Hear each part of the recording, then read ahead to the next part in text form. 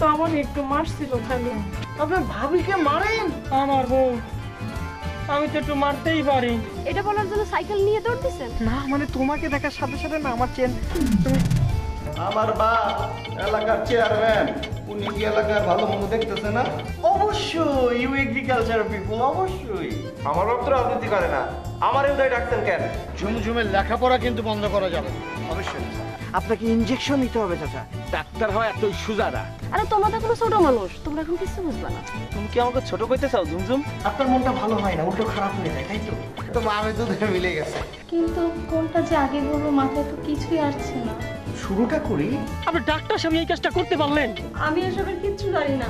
এই দেখো পাগড়িটা কান্দে। সত্যি করে বলুন, ডাক্তার আরবান কোথায়? আমি আর সুদির টাকা ঘাটাবো না কলাম।